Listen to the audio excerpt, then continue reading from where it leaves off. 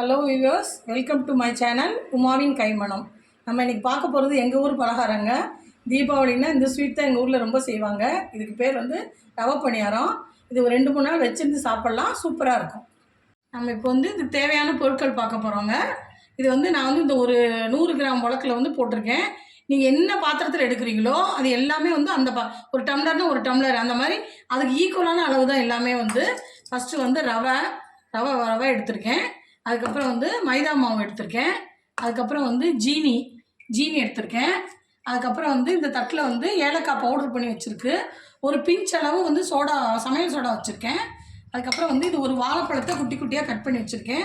ஏன்னா பிசையும் போது கொஞ்சம் ஈஸியாக இருக்கும். இது ரேஷியோ வந்து எப்படின்னா எல்லாமே ஈக்குவல் அளவு. மைதா எவ்வளோ எடுக்கிறீங்களோ அவ்வளோ ஜீனி, அவ்வளோ எடுக்கிறீங்களோ ரவை, 3மே வந்து ஈக்குவலான அளவு போட்டுக்கணும்.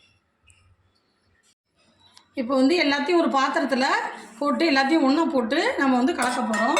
எல்லாத்தையும் ஒன்றா கொட்டிக்கலாம்.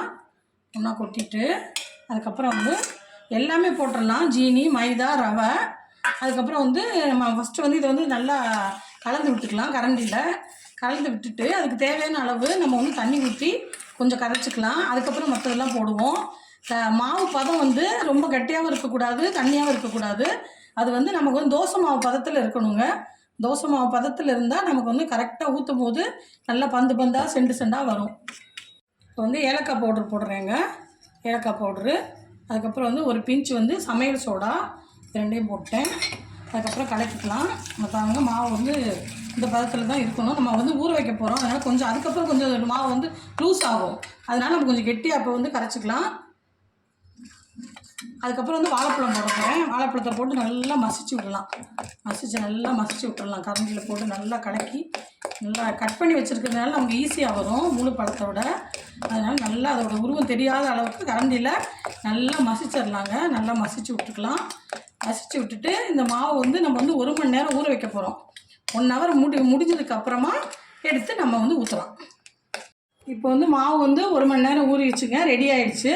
இப்போ வாழையில் எண்ணெய் ஊற்றி வச்சுருக்கேன். நான் இப்போ வந்து ஊற்ற போகிறேன். மாவு ரொம்ப கெட்டியாக இருந்ததுன்னா கொஞ்சோண்டு மட்டும் ஒரு 1/4 டம்ளர் மட்டும் தண்ணி கொஞ்சம் ஊற்றிக்கோங்க. மாவு வந்து நமக்கு வந்து தோசை பதத்தில் இருக்கணும், தோசை மாவு பதத்தில் இருக்கணும். நான் இப்போ எண்ணெயில் ஊற்ற போகிறேன்.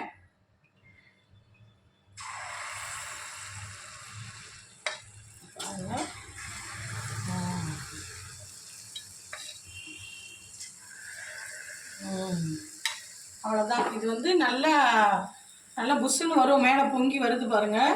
அது வரைக்கும் நம்ம கரண்டியை வந்து உள்ளே விடக்கூடாது, வெயிட் பண்ணணும். கொஞ்சம் அடிப்பக்கம் வந்து செவந்த பிறகு நம்ம அப்படி திருப்பி விட்டுக்கலாம். நல்லா பொன்னிறமாக வந்த பிறகு நம்ம வந்து எடுத்துக்கலாம். பாருங்கள், இப்போ நம்மளோட ரவை பணியாரம் ரெடி ஆயிடுச்சுங்க. நல்லா கமகமான வாசத்தோடு நல்லா சூப்பராக இருக்குது.